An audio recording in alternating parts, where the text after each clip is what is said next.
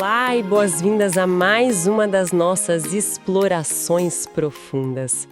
É sempre uma alegria imensa ter a companhia de quem nos ouve para mais esse mergulho nas fontes. É um prazer enorme estar aqui de novo. Hoje a gente tem em mãos um material incrivelmente rico, muito poético e cheio de camadas. Nós vamos analisar um texto bem intrigante chamado O Desencarne de Maria de Nazaré. Um texto fascinante do ponto de vista literário. Exato. E para quem gosta de saber a origem das nossas fontes, é um trecho do livro Boa Nova. É uma obra de meados do século XX, assinada pelo médium brasileiro Francisco Cândido Xavier e ditada, segundo a própria publicação, pelo espírito do escritor Humberto Campos. Sim, é importante contextualizar. E o nosso grande objetivo nessa análise de hoje é desbravar a forma como esta fonte constrói, do ponto de vista da narrativa, os últimos dias de Maria, mãe de Jesus. E é bom deixar claro desde já. Sim, é fundamental estabelecermos que o foco aqui é olhar para a estrutura dessa história. A gente vai entender as imagens poéticas lindíssimas que o autor usa e o profundo simbolismo que permeia cada parágrafo. Sem tomar partido. Exato. Vamos fazer isso independentemente das crenças individuais da nossa audiência, focando na riqueza da literatura e na mensagem ali contido. Perfeito. Certo, vamos desempacotar isso. O que torna esse texto tão magnético, logo de cara, é que a história oferece uma espécie de história de origem, uma explicação poética para o motivo pelo qual os cristãos cantam hinos nos momentos de dor. É uma conexão literária muito bonita entre o luto individual dela e a resiliência coletiva depois. Isso. O texto começa nos situando logo após a crucificação, detalhando o que acontece com Maria nesse momento inicial de perda. A narrativa coloca a personagem se retirando para uma região chamada Bataneia. Uma região mais isolada. Sim, vivendo o que a obra chama de uma devoção incessante ao rosário imenso da saudade. Então ela fica presa num ciclo de memórias íntimas da vida em Nazaré. Mas tem um detalhe na fonte, o texto menciona que os discípulos de Jesus já estavam tendo ásperas discussões sobre a memória dele. Brigas internas logo no começo. Pois é. Qual seria o propósito narrativo de colocar essas brigas logo ali, do lado do luto silencioso de Maria? Esse contraste serve para humanizar profundamente o movimento cristão dentro da trama. O autor foge completamente daquela armadilha de pintar um quadro utópico. Aquela coisa de que todo mundo deu as mãos e viveu em paz. Exato. O texto não faz isso. A narrativa faz questão de mostrar que as falhas de comunicação surgiram de imediato. Ao colocar essa agitação ideológica em contraste direto com o silêncio de Maria, o texto eleva a figura materna. Ela vira um contraste visual e emocional. Ela é posicionada como um pilar irremovível de serenidade, intacta diante das disputas de ego que começavam a se formar. É uma fundação muito robusta para a personagem. Ela vira a âncora da comunidade. E é nesse cenário que surge João para cumprir aquela promessa da cruz, de cuidar dela. Sim, e a história aponta que ele demorou um pouco para buscá-la, porque precisava preparar um lugar em Éfeso. E os detalhes dessa casa chamam muito a atenção. João relata que um membro da família real de Adiabene, recém-convertido, acabou doando uma pequena choupana para eles. Uma estrutura muito humilde. Bem humilde. E a localização na fonte é super específica. Cerca de 3 léguas da cidade de Éfeso, num promontório com vista direta para o mar. Como essa precisão geográfica afeta a leitura? Ajuda a ancorar a história no mundo físico. A gente não está falando de um castelo nas nuvens. É uma choupana pobre sentindo a brisa do oceano. E o que é fascinante aqui é como o quadro geral da narrativa cria um espaço literário singular. Um ambiente que funde o amor de uma mãe enlutada com a consolidação de uma doutrina. Isso. O promontório não era um templo com regras rígidas. Era uma casa de acolhimento. A obra relata que o local começou a atrair multidões imensas de pessoas marginalizadas. Velhos, pessoas doentes, mães infortunadas. Pessoas que iam buscar simplesmente um pouco de afeto na chamada Casa da Mãe Santíssima. E a dinâmica que o autor cria para esse lugar é maravilhosa. A fonte descreve que até altas horas da noite, Maria compartilhava um enternecimento maternal imenso, enquanto João explicava o Evangelho. E aí tem aquela frase dela. A resposta padrão. Isso. Quando alguém chegava aflito dizendo que a vida estava insuportável, ela olhava com bondade e dizia apenas: "Isso também passa." É uma simplicidade avassaladora.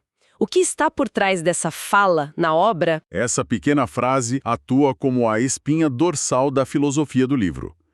É o reconhecimento da impermanência do sofrimento material. O autor usa esse diálogo para mostrar que o conforto que ela oferecia não era mágico. Não resolvia o problema físico na hora. Exato. Ela ensinava uma mudança radical de perspectiva. A narrativa propõe que a dor é transitória, redirecionando o foco para o reino de Deus, que, na visão da obra, é o que seria permanente. O que nos leva, literariamente, para a preparação do clímax dela, uma das cenas mais cinematográficas dessa nossa exploração. A atmosfera construída é muito forte. É quase tátil. A narrativa pinta um crepúsculo estrelado, a brisa do oceano, a lua cheia iluminando tudo. Maria está rezando quando um mendigo, um pedinte coberto de trapos, se aproxima. E tem uma quebra de padrão muito interessante aí. Uma inversão total de papéis. Sim, porque até então, todo mundo que subia o promontório vinha pedir algo. Mas a interação com esse viajante é diferente. O cenário da natureza acompanha o estado de espírito dela para preparar o inusitado. O pedinte começa chamando-a de mãe e pedindo uma bênção. Mas em vez de pedir que ela carregue a dor dele, ele passa a falar do céu. Ele oferece consolo, ele vem dar em vez de tomar. Exatamente. A construção destaca a confusão dela, porque a voz dele soa perturbadoramente familiar e acalma o coração dela de um jeito inexplicável. A tensão narrativa é fantástica. Culmina no momento em que o hóspede anônimo diz: "Minha mãe, venha aos meus braços." E o texto descreve que o olhar dela cai nas mãos dele, e ela vê as chagas, as cicatrizes dos pregos. A percepção a atinge de uma vez. É Jesus! A reação relatada é totalmente visceral, ela tenta se ajoelhar para beijar os pés do filho. No entanto, o autor introduz uma quebra de expectativa impressionante. Como o texto resolve esse encontro? Levantando uma reflexão muito rica sobre hierarquia espiritual. A expectativa tradicional de um leitor seria ver a figura mortal e materna se ajoelhando em submissão diante da figura divina. Seria o caminho óbvio em textos religiosos. Mas o texto subverte isso magistralmente. A narrativa descreve que Jesus a impede de se ajoelhar. Ele a levanta, é cercado por um halo de luz deslumbrante, e então é ele quem se ajoelha aos pés da mãe. É uma imagem muito poderosa. Ele beija as mãos dela e anuncia que ela será a rainha dos anjos. O autor usa essa inversão para posicionar o amor materno no mais alto patamar de reverência dentro dessa estrutura espiritual. Aquele que é considerado mestre reconhece que precisa se ajoelhar perante a mãe. Fica claro como a cena é desenhada para causar impacto. A fonte relata que Maria entra em um êxtase tão profundo que o corpo não responde mais, o que conduz à transição final. O desencarne. Isso. No dia seguinte, portadores descem a Éfeso para chamar João. Ela entra em uma serenidade absoluta até a alvorada. Quando amanhece, a alma dela se eleva, cercada por multidões de entidades angélicas cantando. Mas ela não sobe imediatamente. Ela faz um pedido. Sim, um pedido ligado às raízes dela.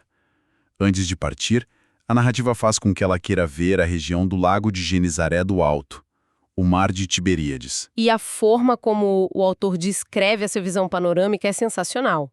O detalhe poético mais memorável para mim. A metáfora do instrumento musical. Exatamente. Lá do alto, a fonte detalha que as águas do lago formam a silhueta quase perfeita de um alaúde. E as águas do Rio Jordão seriam as cordas sonoras desse instrumento imenso. A constatação do texto é que foi ali que Jesus cantou o poema de amor.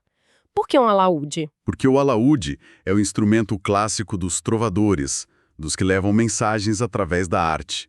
O autor transforma a geografia real num instrumento divino. O lago é a caixa de ressonância e o rio são as cordas. Transforma a própria paisagem num símbolo musical. Ao usar essa metáfora, a narrativa planta a semente da musicalidade. prepara o terreno para o tema final da história, consagrando a música como o grande veículo de comunicação da alma. O que é a ponte perfeita para o terceiro ato. E a mudança de cenário a seguir é brutal. Maria está subindo, mas se lembra dos discípulos perseguidos na terra. A história redireciona a caravana para uma cidade colossal. Roma.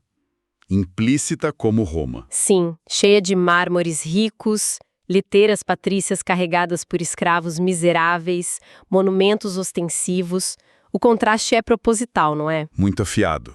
Saímos da visão poética do lago, na Galileia, para o centro do poderio material e da opressão. A obra justapõe a riqueza de Roma com a miséria brutal que a sustenta, criticando a ilusão do poder terreno. E a percepção da personagem não fica na superfície. A narrativa descreve que ela desce aos calabouços escuros, às prisões onde centenas de cristãos aguardam a tortura e a morte. E é lá que a fonte levanta o grande questionamento moral. O dilema de interceder ou não pela liberdade física deles. Ela se pergunta se deveria pedir a Deus para quebrar aquelas correntes, e o texto dá uma resposta muito forte. Uma resposta que define a filosofia do livro. Maria conclui que a escravidão com Deus é melhor do que a falsa liberdade nos desvãos do mundo. Uma visão sobre a resiliência do espírito. Exato. A obra propõe que a verdadeira prisão não são as paredes do calabouço, mas a corrupção do espírito pelas ilusões do mundo. Libertar aqueles corpos para viverem corrompidos seria uma liberdade vazia. Então, em vez da liberdade física, a narrativa mostra que ela decide deixar a força da alegria. E a materialização disso na cena é comovente. A fonte descreve que ela se aproxima de uma jovem prisioneira abatida e sussurra um pedido. Canta, minha filha. E isso, canta, minha filha, tenhamos bom ânimo. Convertamos as nossas dores da terra em alegrias para o céu. O que acontece com a prisioneira? A jovem, sem entender de onde vem aquela alegria súbita, olha pelas grades sujas e começa a cantar. E não é um lamento. O texto especifica que é um hino de gratidão e amor. E ela não canta sozinha por muito tempo. Não, em instantes, centenas de outras vozes na prisão a acompanham. A amargura é transformada em esperança sonora. E o autor conclui a história de origem aí. O veredito de que é por causa desse momento que até hoje, nos tormentos mais duros, os cristãos cantam. Como a gente pode fazer um balanço de tudo isso que analisamos? Vemos como o autor transforma a jornada de uma mãe enlutada, que aprendeu no isolamento que a dor também passa, em uma história monumental sobre a fundação do conforto coletivo. A autoridade dela no luto permite que ela ensine a unir o sofrimento terreno e a elevação através do canto. A dor é sublimada em melodia. O texto finaliza sugerindo que, ao ouvir um cântico religioso, quem escuta deve fazer silêncio no coração para sentir o perfume da rosa mística de Nazaré. É um desfecho muito bonito. É a assinatura literária que amarra a narrativa inteira. E assim, nós amarramos a exploração de hoje. Agradeço imensamente a companhia de quem nos ouviu. Vimos como a união de detalhes geográficos, como o mar em forma de alaúde, e os dilemas morais nos cárceres de Roma enriquecem profundamente esse material literário. A literatura nos permite explorar essas metáforas universais de uma forma muito rica. Com certeza. E antes de encerrar de fato, eu queria deixar uma provocação final. Uma reflexão que se constrói a partir da fonte, mas que não está no texto em si. Uma ideia para levarmos adiante. Isso nos faz pensar sobre o poder da música como um mecanismo de sobrevivência para comunidades oprimidas, ao longo de toda a história humana. Para além dessa narrativa religiosa específica, por que será que o canto coletivo permanece sendo uma das respostas humanas mais universais? Uma ótima pergunta para se pensar. Seja em corais, campos de trabalho forçado ou nas prisões contemporâneas. Porque a música é a nossa resposta mais poderosa quando nos deparamos com a escuridão absoluta. Fica a reflexão para quem nos ouve. Nos despedimos por aqui, deixando um abraço caloroso para todos e fica o convite para as nossas próximas investigações profundas. Até logo!